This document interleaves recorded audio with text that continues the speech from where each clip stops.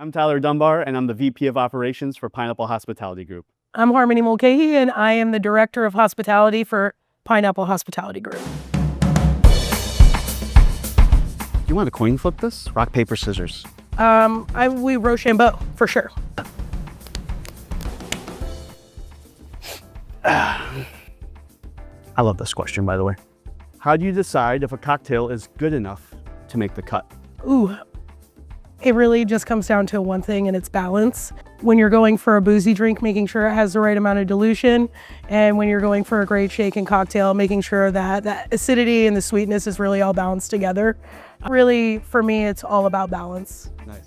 What's the biggest misconception about running restaurants? Oh, I think that every day is completely different. You're dealing with so many factors of fresh products.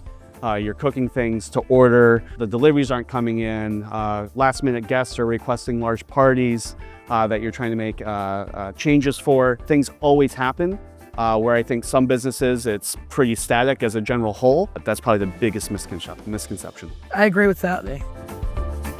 Ooh. What is your favorite beverage you've ever created? Okay, so it's actually at Agave Social. It's called the Tiki Rita, and I have a really big passion for tiki culture, and I wanted to create a margarita that really kind of brought in something that I'm super passionate about, because that doesn't necessarily align with any of our other concepts. And it is not our best-selling drink, but it is my favorite. If your answer isn't me, then I'm out. I just want you to know this. What's your favorite thing about your job? Working with Harmony every single day. I think the favorite thing for me for 12 years in this company is we've never settled on any aspect of what we do. Any concept we develop is always an elevation of the previous one. We're constantly innovating beverage to food to hospitality, steps of service standards, elevating our training programs, elevating our teams, our management, and how we lead. It is nonstop, but that's what also makes it fun, because it's not the monotonous every single thing is done every single day. It's like, oop, that was great. How do we make it better? Yeah, we're big one percenters. Big one percenters. Every day, just moving the needle. Love that. I love that. What's something about you that people wouldn't expect? I'm actually a really big nerd. And what do you mean by that? I am like a research monster. It's part of like my ADHD. If I have an interest, I'm like super deep diving on it. And I deep dive on like really obscure and weird things, and then they become something I'm super passionate about. All right. What's something small that instantly improves your mood? Ooh. I feed off others really well. So if I can walk into a store, someone can walk into that location and they are just bursting with energy. They're dancing, they're humming, they're smiling, they're just walking around, and it's infectious for me. You know, so I might just be having a tough time or a tough day like we all do, but if that one person comes in, it's just like, all right, like I'm jiving, I got you. And I think why we work so well together, because you are nonstop in a good way. Thank you. If a guest says, just bring me your favorite, where are you bringing them? And at Craft Street. Okay, so I love that question. It happens quite a bit in this profession, but I don't ever take that at face value, and I dig usually one or two questions deeper, right? So if at the very least I'm going brown or white spirit, right? That helps me narrow it down. If it's here at Craft and it's a dark spirit, I mean, I don't think anything beats our signature smoked old fashioned. And I'd say for another cocktail, my favorite cocktail on this menu, still going back to the love of tiki, I love All Tied Up. I think it is a really great cocktail. It really hits on those tropical notes. It's bursting with juiciness, and it's really just a good cocktail. All right. What do you think the hardest part of your job is? These questions. Yes. Yeah, I think this interview is probably the hardest thing I've ever done in 12 years. But I love what our social media team is doing. Hardest part of the job is probably the unknown, right? Always making a plan for the day and for the week, making sure our teams have everything to be successful, but we're dealing with people and they are the wild card. You know, so handling situations with grace and with dignity and being the leader that our people need is actually, it's hard. And I think that's, you know, I go home some days not physically tired, but, you know, mentally tired.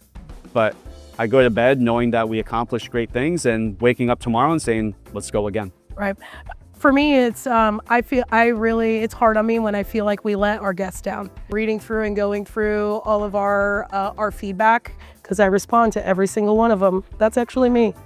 It hurts my heart, right? And like I genuinely, when I'm responding, we really are looking to fix it. That's why you're the director of hospitality. Who are you when you're not at the restaurant? Ooh, I have many different faces when I'm not at the restaurant, but I kind of am a bit of a hermit. I really just like being with my family. We like to cook.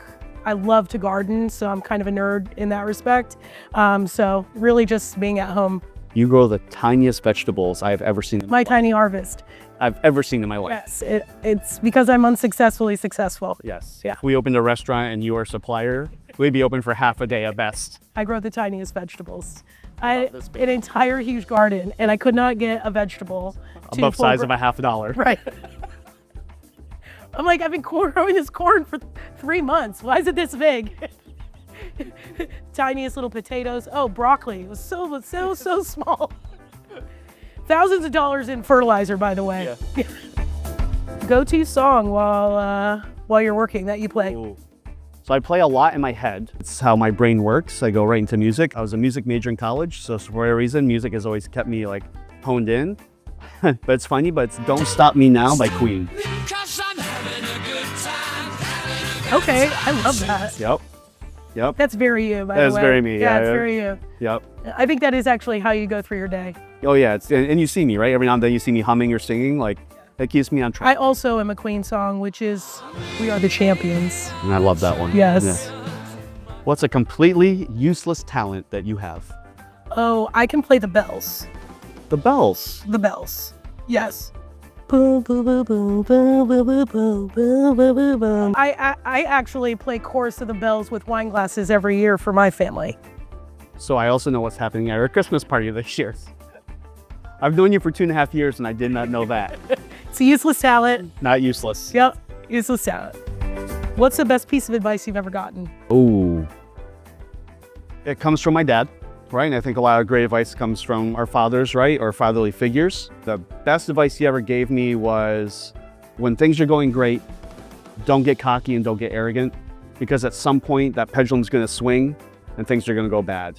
And don't get depressed and down on yourself when things are going bad, right? Because it's gonna swing back the other way. So if you can treat them both with grace and dignity, nothing's gonna majorly affect you. You know, I in love life. that. Yeah, that was I love huge. that. That's actually really good life advice. Yeah. Thank you. I'll take that nugget and put it in my pocket. We'll put it up here. Yeah. Well, Okay. it's in my You pocket. might wash it if it goes in there. Yeah. No, I always check my pockets. I don't. I'm horrible Ooh, at that. shame on you. Yeah. I do it. I actually gather so much money in my house that way.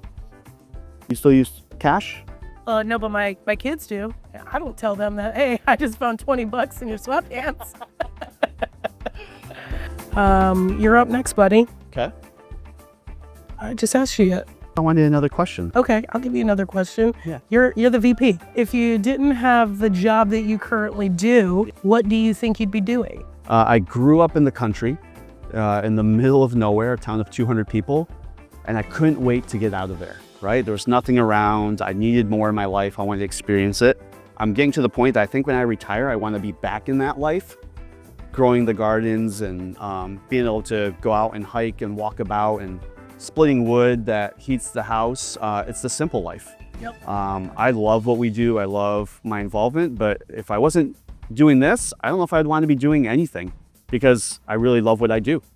And I don't think I could go work anywhere else and be happy. So it's this or nothing. Or hermit. We're hermits. Oh. We are hermits. Yeah. That's okay. We have big jobs. What's the most random fun fact you know? Ooh. That duck-billed platypuses don't have teats to feed their children, Okay. and they actually sweat out the milk that their babies drink. Can we please verify through Google before we post this answer? It's 100% a fact. They also don't have stomachs. Their food goes directly into their intestines. Sorry, do you remember when I told you I was a nerd? a deep dive. It's totally weird and also an interesting fact. Yeah. What's the process that goes into creating the specials at each store? Ooh, that is a broad stroke question. Right. Sometimes we have family recipes. Sometimes it's a guest that makes a recommendation. Sometimes it is our head chef. Sometimes it's one of our chefs within the building, and they create something. We want everyone creating. We're encouraging growth at all times. So we're always eating and developing. And sometimes we get something, we're just like, wow, that's amazing. And it can come from anyone. I've seen some of our greatest specials come from some line cooks and chefs. But once we decide on something, then it goes to you, right? And you're doing all that back end work and procurement and sourcing, making sure that all of our training is in place. 6 to 10 weeks to come up with around the specials for us. So we're always working about 2 to almost 3 months in advance to make sure that we're providing the best experience for our guests. It is a fun process and probably one of my favorite parts about working here. What's the highlight of your career? The highlight of my career is I've had a really fun career. And not to take away or diminish any other companies that I've worked for. I've been blessed and I have worked for some of the most incredible chefs, incredible CEOs, and I absolutely adore everything that I've learned from them. But I will say the highlight of my career is the growth that I get here at Pineapple Hospitality in terms of acquiring new skills. I was a director of operations when I had joined Pineapple, and really getting to explore and learn other facets down to procurement of food and creating websites, doing all of those things that were never necessarily a part of my job prior, I'd say is really the highlight, the skills that I've gotten to really learn here. Yeah, you wear many hats, probably more than anyone that's been in this company. What's harder to execute perfectly, the food or the beverage program? I think you have an easy answer. I have an easy answer here because you take care of the beverage program. So executing the beverage program for me is fantastic. I have no issues whatsoever. It's usually perfect 99.9% of the time. Thank you. So thank you, yep. Yeah, I think for food, I don't think our food's hard to execute once we get to the actual process of rolling something out and it's on, because we've vetted it, we've tested it out, we've tried it. Our cooks have been involved and our chefs have been involved in that whole process. I think we know our businesses so well, with Craft Street being 12 years and Zim's at 17 years. So we know how all those kitchen lines work, and we know what they're able to produce and not produce. Ooh, actually, I don't know this one. Cocktails, mocktails, wine, beer, or tequila. If you had to pick one to drink for the rest of your life, which one would it be? It's really tough. Yeah. So, fun fact, I don't really drink. Nope. As a bevy director, I don't really drink. I'm not really a big drinker, so I'd probably have to say mocktails, but that wouldn't have been my answer my whole life. I really love wine. I have a deep, deep, deep rooted love and passion for wine. I have been falling in love with exploring the things that you can do with the zero proof category and really building in some incredible cocktail flavors without actually using alcohol. I've been playing with gin water, like making my own gin without the alcohol, so you get all those botanicals and those deep flavors. I've been working on, for Roma Social, building out an incredible zero proof aperitif, so making our own Campari or Aperol, but alcohol free, so you still get those great bitter components. So actually, I'm probably the rest of my life, I want to make mocktails that taste like cocktails. What is something guests would appreciate more if they knew how much work it goes into it? For me, it's two things. One, we touched on it, right? I think it's our R&D program with our food and beverage, right? But I also think it's the one guest at a time mentality that we have. And I think as restaurants get bigger, you're always going to get feedback and reviews. And they say, it's just one review. It's no big deal, right? You had a good week. Most guests were happy. As you know, we're not that company. We're maniacal when it comes to that. And we're trying to reach back out to that guest. We're trying to win that guest back over. And I think, when the people feel the way they feel when they leave our restaurants, it eliminates those. But we're humans, we're gonna make mistakes. So when we make those mistakes, I think it's the behind the scenes effort that goes into of winning those guests back and maintaining our regulars that we've had for, 17 years now at Zim's Zari. I think people don't know how maniacal we also are on the creative side. Every single recipe is made from scratch. We don't even really do speed scratch. Every sauce has 100 components to it, right? And all of that takes time. We make all of our tortillas from scratch every single day. And I think that is one thing that when somebody drinks a margarita, they don't realize like how much we actually do to that margarita. So it's not, you know, just the same margarita they get everywhere else, right? Like we genuinely really put it all out there. What still excites you about this work? From the deepest parts of my soul, I love what we do.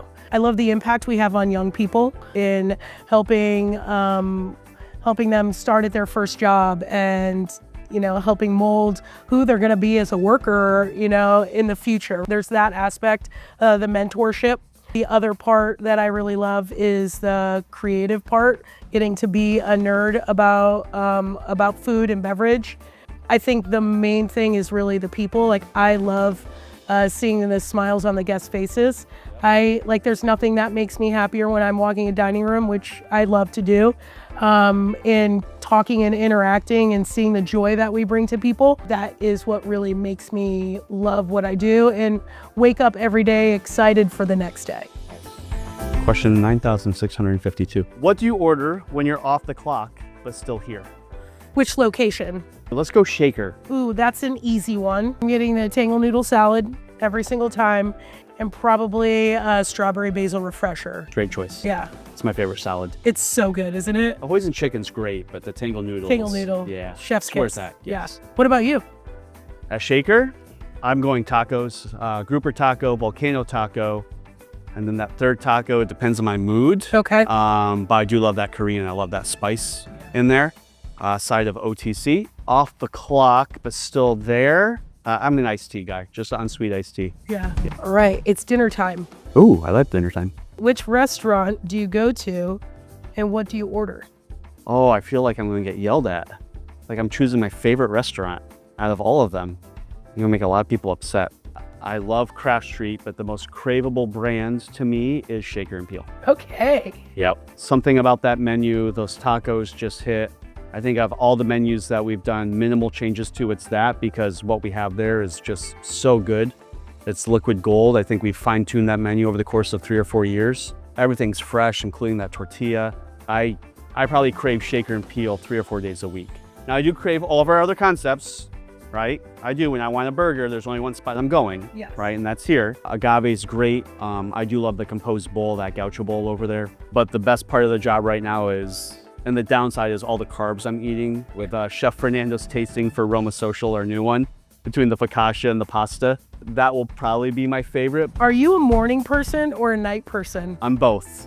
I go to bed around 11:30, midnight every night, and I'm up every day around 6:30. Start my day early and make sure everything's ready to go for the day with our teams that show up at 5 a.m. with prep and everything we do there. And then making sure I'm available for all those things that happen after hours as well. If on my days off, I'm a night person. Yeah. Yeah, I'll sleep until like 7, Whoa. maybe 8. Your carriage never turns into a pumpkin?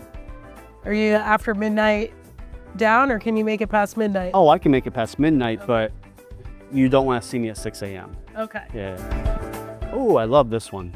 How did you get into this industry?